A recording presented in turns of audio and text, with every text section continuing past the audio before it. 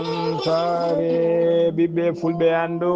diine maɗa fedde heblo sukaɓe africa weltare tv takkusana yoni to likseyba gorgol to beele ndendi to beele ndendi to beele ndendi to wuuro djibi alpha to tulde baali to seyyena wuuro mawlo to seyyena gabbaɓi to wajjo bosoyaɓe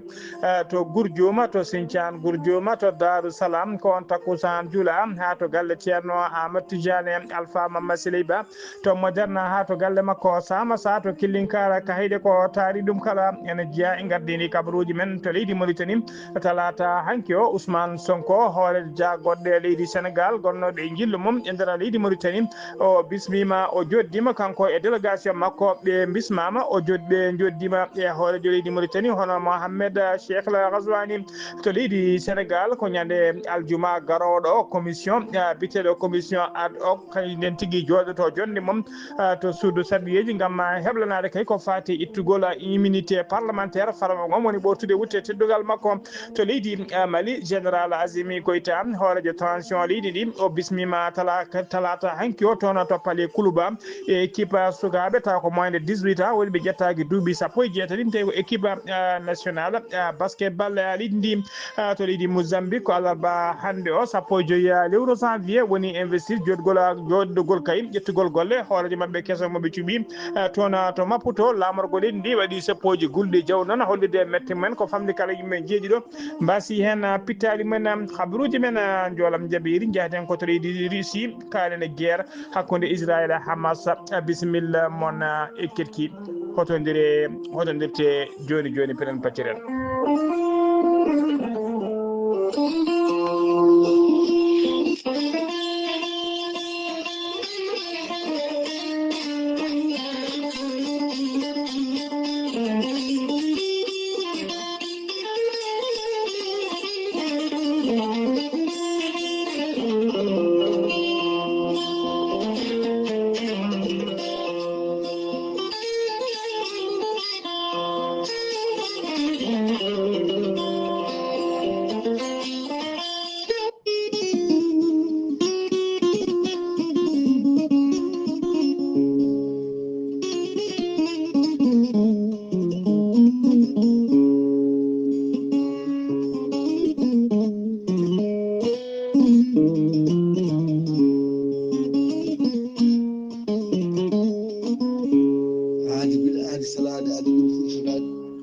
salade aadi ɓuuri firtude aadi gorko mo melga wuuro jinneji wi ko firtata aadi mo aadudire jayde weltare ɓiɓɓe fulɓe andu diine maɗa weltare tv ceerno Amadou Tidiane Diallo gorko mo melga wuuro jinneji ko gando binde laaɓaɗo leɗɗe jaadindo ɓalwal e danawal kala gorko mo melga wuuro jinneji ne safar rafiji kewɗi ɗe jiida ciirol ceerno Amadou Tidiane Diallo dendagal rafi mbawɗa wondude kala balɗe tati so tawi aɗa maldana a wiyat alhamdoulillahi rabbil alamina ceerno Amadou Tidiane Diallo ne safa rewɓe wonduɓe kista fibrom dogam sitta rewɓe ɗon koɓe sowade rewɓe dartoraɓe kala gorko mo melga wuuro jinneji ne yawra wonduɓe koyɗe musoje keeceje musoje ɓalli ɓuutoji e ɓalli ƴakkoji kala ceerno Amadou Tidiane Diallo gorko mo melga wuuro jinneji ne yawra wonduɓe prostate e fiɗaɓe kala prostate ma to wawi yarude kala so tawi on jokkodiri joni cikke jejjita ɗum ha laaɓa gorko mo melga wuuro jinneji ene yawra dendagal rafijo gorago kala ustoraɓe gorago yawɓe yitade koyemumen e jippiɓe leece kala sa jokkodiri e makko joni mbiya alhamdulillah to fannugo leɗɗe gorago mo jogui hen façon ngaji ɗiɗi hen façon goto wiyete ko meeɗi moosa a yarat ɗum walla muuɗa joni moosa nofuru fannu goɗɗo o wiyete ko yeddi ƴeewa a urata ɗum joni mbiya alhamdulillah rabbil alamina gorko mo melga wuuro jinneji ne andi dendagal kilineɓe mum e ɗo saaha mo tawe to Paris lamorgo leydi France sa yiiɗi jokkodirde e makko mbatta ko 00 336 04 66 27 gorko mo melga wuuro jinneji base makko ne tawe to Dakar en tawe ɗon mi ñii kono wiye ceerno Abdoulaye Diallo numéro mum 77 714 94 15 ceerno Amadou Tidiane Diallo base makko to Nouakchott ene tawe ɗon mbiyi ko to leegal biyetegal Samiya ne huccite usine Platra sa yiiɗi jokkodirde o mbatta ko 46 94 21 91 walla mbaɗa 41 05 13 85 gorko mo melga wuro jinneji ngam hoybitande tawateɓe lappol polol dande maayo ɓe Mauritanie e Sénégal omo jogui base makko to Dagana Mauritanie ha to Rosso Mauritanie kala ene tawi ɗo sehil makko ɓi nene makko ne wiye ceerno Amadou Dia gorko mo leeraɓe sa yiiɗi jokkodirde mum mbatta ko 77 537 79 28 ceerno Amadou Tidiane Diallo ne yawno ɓen ɗaɓɓoɓe kayitaji ƴeewoɓe ambos yidɓe wonɓe e laabi gorko mo melga wuro jinneji ne yawno ɓen ersigaji men kippi wonduɓe e dabruji e weddaɓe korte kala ceerno Amadou Tidiane Diallo gorko mo melga wuro jinneji kollaɓe reedu ko malaɗo wune mbadden dandu faade e makko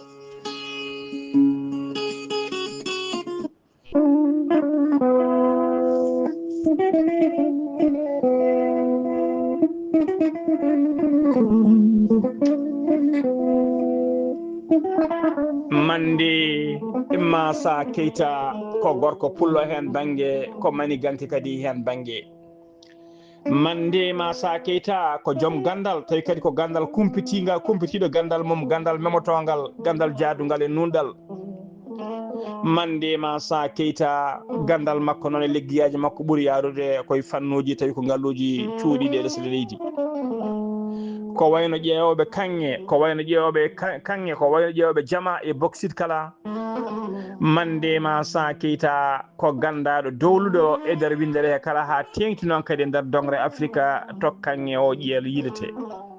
Mande Massa Keita ko gandaɗo to leydi Côte d'Ivoire ko gandaɗo to Mozambique to Angola to leydi RDC Congo e dendagal leyɗele to ngalluji cuuɗiti les leydi yilete Mande Massa Keita ko ɓuuri hawnade e gandal makko ko ɓuuri tengtinde kadi nundal makko o namdata komo hoore kuɗol o namdata komo avance ala on kaldat o liggonoma jiira guite ma hano hannirta ni nde puɗɗa yobdemo ko kalduɗon ko Mande Massa Keita ko nunduɗo kono komo jaɓata yaware mo jaɓata kadi jamfa Mande Massa Keita mbiɗen ko maliganke hen banque kono kadi ko pullo hen bangue tawateɗo ɗo saaha joni to Ségou ene tawe nder leydi Mali so tawi a yiiɗi jokkodirde e makko a yiiɗi hebde ɗo ko ɓuuri labde mbatta ko 00 223 76 68 45 99 ɓiɓɓe fulɓe yiilotoɓe kanŋe yiilotoɓe bauxite yiilotoɓe tigui or mbadden danɗo faade Mande Massa Keita gorko mo Ségou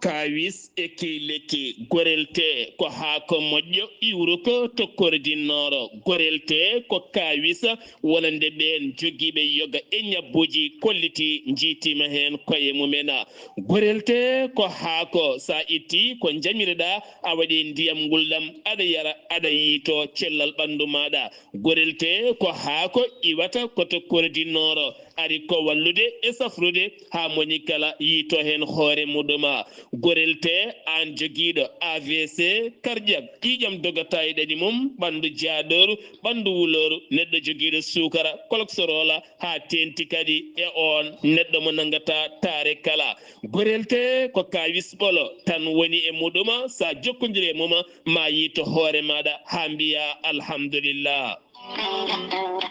sa yiɗi jokkodirde e site gorelte beele mbawa janggande hoorema ko jangta e gorelte kala jahata koto Google tappa www.gorelte.com ma janggan hoorema kala an puƴiɗo donkuɗo yaade juma e jama jokkoyde enɗam gam ɓandu musoru jokkodire gorelte sa yiɗi jokkodirde e tonggode gorelte woto woɗɗu joni joni so tawi gonɗa koto leydi Côte d'Ivoire jokkodirta koye Hamidou Ba 00 225 01 53 11 51 54 so tawi noon gonɗa koto Kidira e kotari ɗum kala jokkodirta koye galle ceerno Habous Diallo 77 554 75 54 so tawi noon gonɗa koto Dagana jokkodirta koye Mamadou Nassirou 77 942 11 12 so tawi noon gonɗa koto Diourbel jokkodirta koye Bulli Guissé walla mbiya Abdoullahi Guissé 78 690 03 03 37 so tawi noon a gonɗa koto juude Guriki jokkodirta koye Gueddasi 77 267 16 66 so tawi noon gonɗa koto leydi France jokkodirta koye Haruna Gayda 06 50 99 64 43 musidɓe tedduɓe gorelte e jeese men dañen hen jaama. Kettude kaburuji mon e demgal pulaar Afrique, Asie, Europe, Amérique, Moyen-Orient, Océanie. Jam ñalle mon musidɓe tedduɓe eɗen gone alarba 15 lewru siilo hitande ujunnaji ɗiɗi e nogas joyya habruji mon e ɗemgal pular e sawto he ko musidɗo mon sehil mon Ghali Abouba to karallagal ha mbawon yiden to banggue nate e ɓosoje ko miñi men sehil men Saydou Abouba ko adi kabruji men e ɗemgal pular hono Diye Camara ko neni mum duttiɗo Alassane Camara ko bandum gorko duttiɗo ɗiɗo kala tawteɓe toon to Mbuuto e famille Camara naɓe kala to Mbuuto eɓe ndenta kamɓe kala eɓe duwano eɓe jarna eɓe dutta duwaw faade dendagal bandiraɓe kayya umminoɓe to leydi France ardunoɓe goski e ɓen kadi bandiraɓe tawateɓe toon to France guila noddunoɓe e tigui wannoɓe message uji mumen duwade ko noon kadi dendagal bandiraɓe Sénégal naɓe Dakar naɓe bandiraɓe Barkatou naɓe Wali naɓe Sinthiane naɓe Bediki naɓe Sange naɓe Magama naɓe Mbutta naɓe Bogge naɓe Kay Haydi naɓe Nokshot naɓe Nouadhibou naɓe kala guila e bandiraɓe arnoɓe yettinde duwawuji men e noddunoɓe onon kala eɓe dutta on duwaw ɓe mbiya tan kadi yon jokki enɗam yo Allah jokku balɗe mon hono ɗum won ñamade saabu sakoyoɓe hakkude moɗon kabaruji mon e ɗemgal pulara to leydi Mauritanie puɗorɗen to leydi Mauritanie Ousmane Sonko kañum woni hoore jagorɗe leydi Sénégal gonnoɗo e jillu mum e nder leydi Mauritanie o joddima talata hanki o 14 lewru siilo janvier 2025 e Mohamed Cheikh El Ghazouani hoorejo gendi Mauritanie kañum kadi woni hoorejo fedde Union africaine ɓe joddi jonde ɗe noon ko audience o koto palais présidentiel e nder galle lamorgo toon e nder Nouakchott ɓe jewtidi ko heewi noon ko fate jokkodiral moƴƴal hakkude leydi ɗiɗi ha tenti noon e fannu énergie fannu awo e ko fate infrastructure uji tawi ko trans frontiére uji Sonko noon arani toon goto omo arduno toon e c'était timmuɗum no feewi ko wayno kay taw ko yimɓe hewɓe ko ɓuuri hen heeɗo yimɓe gouvernement makko ko wayno biteɗo Yassine Fall kañum woni ministre de l'intégration africaine et des affaires étrangères ko wayno kadi Jean Baptiste Tine kañum woni jagogal kalfinagal ko fate gueɗe nder leydi e jaccingol laamu ko wayno Biram Souley Diop kañum woni jagogal kalfinagal ko fate énergie tawi koto banggue Mauritanie ene tawtora audience o Mohamed Ahmed Wul Mohamed Al Amin kañum woni jagogal kalfinagal ko fate gueɗe nder leydi e jaccingol laamu so tawi ene wonde biteɗo Mohamed Wul Khaled kañum woni ministre du pétrole et de l'énergie Ousmane Sonko noon holliri tigui weltare mum mawde no feewi e oɗo audience e joddademo kadi e hoorejo leydi ndi o wi kadi wonde Bassirou Diomaye Faye hoorejo leydi Sénégal nana ɓeydi darade kay darde mum no doole mum ponno kay nana daadi kay gam yidde ɓeydude jokkodiral e koddigal moƴƴal hakkude leydi ɗe ɗiɗi siftinde on noon Ousmane Sonko yettino leydi Mauritanie ko guila ñande aletta tawi kadi ko jillu ngu 72 heures woni balle tati ngu ɗamini wadde e nder leydi Mauritanie ha joni habaruji men to leydi Mauritanie Ousmane Sonko yettima talata hanki o to Nouadhibou lobbuliri meɗen o yahi o yi toon noon o yettima noon société taw ko société biteɗo société Sinim o yettima kadi usine MSA SEAFOO de 3 o waddi jillu ngu noon ɗiɗon jilluji kala to yetti toon to Nouadhibou o waddi jilluji ɗi noon koye nanɗo makko sehil makko tawi kadi ko jatigue makko woni Mouhtar Wul Ndiaye kañum woni hoore jagorɗe leydi Mauritanie ha joni ko leydi Mauritanie kettoɗen to leydi Mauritanie noon troisiéme contingent tawi ko 9e bataillon mauritanien de maintien de la paix en Centrafrique ummima Nouakchott ñande wendoga talata hanki o 14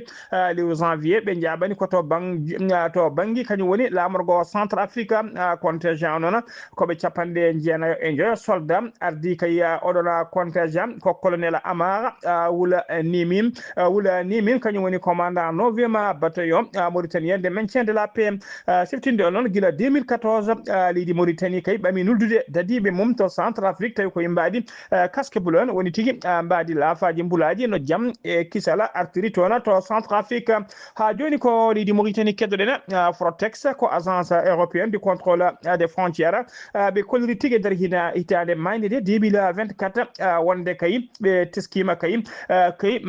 ɓe teskima kay wonde 2024 noon wadde tigui teskama ɓeydugol ɗanniyankoɓe tawi ko ɗanne suudu suyɗeɗe ɗannaɓe ɗanniɓe kay ɗanne suudu suyɗeɗe ummade tawi ko natude toon to Europe ha tenti noon e to île de Canaries mo leydi Espagne ɓe kolliri noon e nder 2024 nde ɗum ɓeydima kene qime ha 18% tawi ko waloɓe ɗanne suudu suyɗeɗe natɓe toon to leydi Espagne saabu kay ɓe kolliri e nder 2024 nde ko 49 ujunere tawi ko immigré woni ɗanniyankoɓe ɗanne suudu suyɗeɗe ummoriɓe tawi kadi ko taccirɓe natirɓe tigui Espagne tawi ɓe totordi koye leydi Mauritanie ko ɗum woni ko yetti toon to Espagne ha joni ko leydi Mauritanie keddoɗen Mohamed Cheikh El Ghazouani hoorejo gueɗdi Mauritanie kañum kadi woni hoorejo conseil supérieur de la magistrature ardima talata hanki o 14 lewru janvier hitande ujunnaje ɗiɗi e nogas joyyi cérémonie tawi on cérémonie koto galle lamorgo to waɗi woni to palais présidentiel on cérémonie noon koko fati kay prestation des serment ɓeɗo yimɓe tato kay suɓaɓe kay yo tawtoye membre woni terɗe tawi ko conseil constitutionnel mo gendi Mauritanie ɓen tato noon kamɓe goni hono biteɗo lebbata Wul El Qassena ɗiɗo bo ne wiye Tayyib Wul Mahmoud tata bo ne wiye Ousmane Moussa Thiam ko ɓeɗo tato noon cuuɓa kay oɗo saaha joni tawtoyi membre conseil constitutionnel ɓe mbaɗi tigui prêté serment mabɓe woni tigui ɓe gondi maɓe jogoro leydi maɓe jogoro kaye koɓe kalfina ko maɓe jogoro ɗum tigui e dow nundala hooreji leydi ɗi noon caggal nde eriɓe ɓe gar kay ɓe gonda ɓe mbaɗa serment kay hollide kay koɓe kalfina ko maɓe mbaɗ ɗum dow timmale dow nundala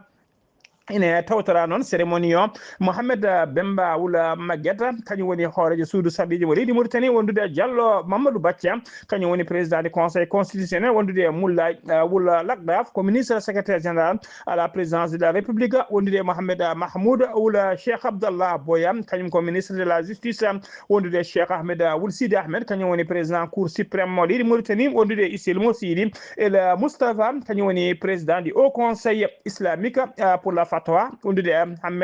wondude Hammed Wul Ahmed Taleb kañum woni président des cours de compte mo leydi Mauritanie wondude Mohamed Lamine Wul Mohamed kañum woni procureur général de la cour suprême wondude Mohamed Wul Emmat kañum woni conseiller à la présidence de la république wondude biyeteɗo Ebneta Mintou El Khalis kañum woni koolaɗo kuuɓal conseil constitutionnel ko ɓeɗo woni tawtoraɓe oɗon cérémonie tawi waɗi ko yeeso hoorejo leydi ndi Mohamed Cheikh El Ghazouani ha joni ko leydi Sénégal keddoɗen sono paaden sono leydi Mauritanie koto leydi Sénégal paaden caggal nde Barthélémy Diaz itta tigui wonde sarɗiyanke ɓe ndewni hen kadi ko filtude lefol makko mairie-gal wonde maire Dakar ittudemo haalaɓe joni kadi teskama ittama e makko kadi mandat goɗɗo so wonde kay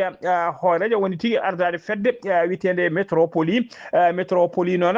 joɗima baatu mum tawi kadi ko comité exécutif gona on comité noon joɗini nguno batu noon joɗino ngun batu ko ñande jeetati lewru janvier 2025 nde gonɗen ɗum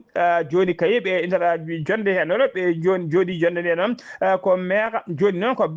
maire wuuro witengo Montevideo tawe kañum woni Montevideo kañum woni capitale Uruguay kañum tigui suuɓa oɗo saaha joni waɗa président par intérim woni tigui yo ardo ndeɗo fedde witede métropoli ɗo kay ko adi koɓe cuuɓo tawi ko maire titulaire tawi ko tigui président titulaire nde ɗon ngal ɗon catala hono holli kay ko wala ɗo kuuɓala catal ngala hono biteɗo Jordi Vaquer siftinde on noon ko gila 2013 gila 13 décembre 2024 ko gila nden Barthélémy Dias noon itta kay e wonde maire Dakar nde ɗo fedde noon jeete mayde tan ko maire uji ha joni ko leydi Sénégal keddoɗen Farba Ngom kay oɗo saha kala mo haala mum yardete café kay e nder yardete attaye e nder leydi Sénégal e nder Fouta kala joni laaɓi ceer ko fati kay ittugol immunité parlementaire tigui ɓortugol wutte teddungal makko wonde kanko député Farba Ngom caggal noon e batuji kay ɗiɗi joɗi ɗo hanki toon to suudu saɗi ɓe kawri kamɓe kala noon eɓe itta kay eɓe itta tigui immunité parlementaire makko kanko Farba Ngom ñande aljuma garoɗo noon ma commission taw commission and ogo tafe on commission noon ɓe jooɗo kay toppinade ko fate gueɗe makko y soɓe kalditi golle mabɓe noon sarɗiji ɗi nodde taw ko séance plénière on séance noon ko yidde kay ittude ala ko addaɓe so wona ittude wutte teddungal on biyeteɗo tigui biyeteɗo Farba Ngom tawi kadi kañum woni député maire mo Zagnam ɗum noon kay ɓe kolliri noon ɓe kolliri noon e oɗo saaha joni addana ɓe kay ittude oɗo wutte teddungal ko beele kay ñawore ne wawa rewnede dow makko caggal kay nde haalisaji kewɗi tuuma kay ko tuuma kay oɗo saaha joni beele kay ko wiyete tigui ko wiyete blanchissement kalis kewɗo omo tuumano wadde blanchissement kene guime ha temedere nogas joyi milliard taw ko franc CFA ha joni ko leydi Sénégal keɗoɗen Cheikh Tidiane Gadio wona noon Cheikh Tidiane Gadio mo ganduɗen o oɗo wona Cheikh Tidiane Gadio gonnoɗo ministre des affaires étrangères leydi Sénégal saha laamu Abdoulaye Wade guila 2000 ha 2009 wona on Cheikh Tidiane Gadio ala ko Cheikh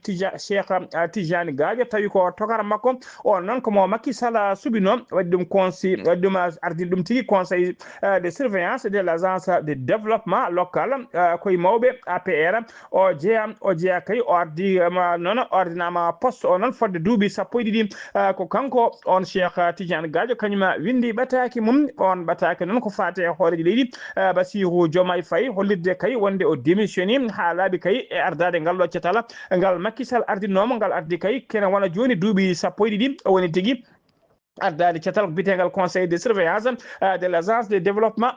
local o yetti noon o jarni Macky Sall kay hoolare mum e teddungal fawi dow makko kay fodde duuɓi sappo e ɗiɗi ɗi o halfina kay ɗi o ardi oɗon poste o holliri noon ha joni kanko Gadio wonde kay ha joni omo heddi kay e leddade leydi he kay e yidde kadi gollanade leydi ndi e addude kala haqqe makko e ballal makko no leydi ndi ƴellotiri ha joni ko leydi Sénégal keddoɗen subaka alarba hande o sanga 7h55 minutes woni 8h tan fayi ene manki mintaji joyyi ko accident waɗi dow autoroute tolno Kera Mbaye Fala tawi kadi koye axe Rufisque faade Dakar e nder autoroute no mbiyata autoroute de l'avenir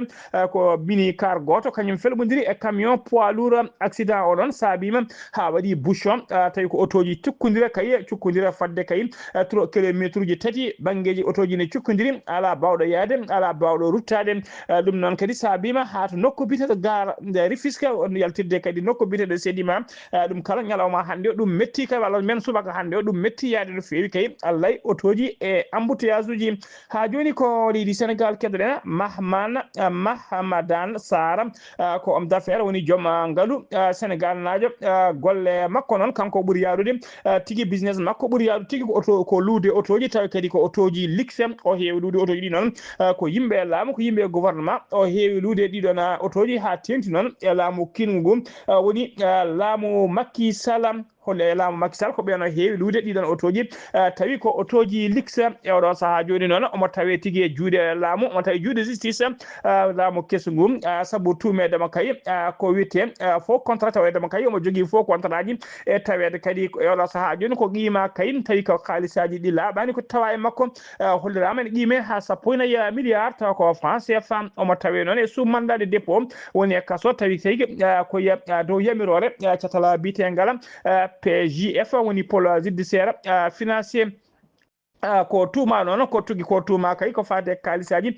di labani wala contrat ji di mojjani ko tugi 2020 ha yetti 2023 tawi kay ko faate facturaji di o luwanno otoji makko laamu leydi Sénégal ha tenti laamu Macky Sall o tawrama kadi contrat ji tawi ko contrat ji di labani baddi ni bere seeda laamu Macky Sall tawi fof non biidena dina contrat ji non kene gime ha 2000 contrat tawrama contrat 2 milliards francs CFA kala hitane e laamu gum ene yobamo tawi kadi koye lugola otoji ɗi noon o holliri tigi o holli otoji ɗi noon o heewi lude laamu ngu ko otoji taw ko otoji luxe ɗi hinde Toyota walla Mercedes saha ko BMW saha ko otoji Nissan Patrol tawi kadi otoji luwaɗi ɗi saha ruma jarribo kadi Macky Sall teskama koye otoji makko luwano tawama kadi seeɗa kadi tawama kadi balɗe seeɗa kadi ko adi walla lebbi seeɗa ko adi manda Macky Sall ene siidana gasa ha laaɓa ko tawa kadi teskama wonde o tawi ko deuxiéme mandat Macky Sall tawi o heeɓo hutude tawama tigui wonde otoji ɗi luwanama tigui e manɗe saha tigui ruma jarima deuxiéme mandat walla mbiyana e mandat ɗiɗaɓo Macky Sall o otoji kewɗi luwaɗi taw ko otoji luxe ɗi cadre uji kewɗi fonctionnaire ji luwante koye otoji makko ɗi luwana tawama kadi mandat seeɗa ko addi kadi mandat Macky Sall ne gasa ene joofa one tawa o waɗatama tigui omo wanjana kalis kewɗo tawi kadi koye dow yamirore ex ministre des finances leydi ndi ko ɗiɗon kala oɗo saaha joni woni tigui pôle judiciaire e financier mo leydi ndi holliri tigui ma rewino dossier o kay haaɓe ganda ɗiɗon kalisaji kay fof kaltoɗi naati ɓe ganda kadi holme juuɗe mum moddi hen fof mbawa darade yesso ñawoɓe ha joni khabruji men demgal pulara semmima to leydi Sénégal ko to leydi Mali paadena ñande altine 1 lewru janvier hitande ujunnaji ɗiɗi e nogas joya gonden ɗum hôpital Ousseyni Dawo mo Khaye ɓe jejjitta oɗon ñalawma saabu kay ko ñalawma paydude no fewi saabu kay ko Fatimata Battouri Niane kañum tigui yillino oɗon hôpital tawi kadi ko ballal mum yetti toon ballal paydudingal no fewi o waɗi toon noon o waɗi toon to hôpital to o mahi toon nokku tawi ko hôpital tigui ko magasin mawɗo wiyete ko magasin de stockage woni tigui to matériel moftete ha teddi noon matériel tawi ko gueɗe ñamre sukaɓe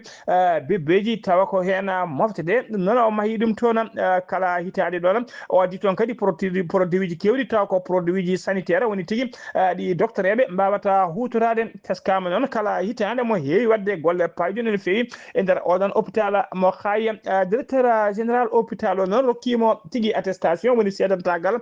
de reconnaissance wonde kay attestation te heɓtinde golle makko kay e golle kanko Fatimata Diagne Fatimata Niane kay e golle paydinde ɗe waɗata e kala saaha e nder hôpital o directeur hôpital o holliri tigui wonde ñamanode wiyetake bisimillahi saabu kay wona ngollol lawol o fuɗɗi kadi ne andi kay somo wuuri wona ngollol lawol wonata lawol cakkitigol ɓe teskima noon golle paydinde fewi ko wayno wadde château d'eau e nder hôpital o wadde hen kadi machine aji scanner wadde hen caali mawki no fewi e nder hôpital o tawi ko yesso morgo ɗum fof ko golle makko jeeya kala hitande omo waɗa golle payde nden fewi o suwo wadde e nder oɗon hôpital mo Khaye ha joni ko leydi Mali keɗonen talata hanki 1 lewru janvier 2025 to Palais Koulouba woni to galle lamorgo to général Azimi Goïta horejo transition tawi kadi kañum woni grand maître des ordres des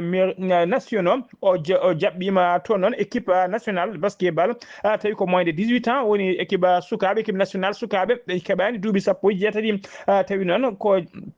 tawi noon ko jeeyaɓe équipe mabɓe sukaɓe rewɓe équipe sukaɓe worɓe kala waɗoɓe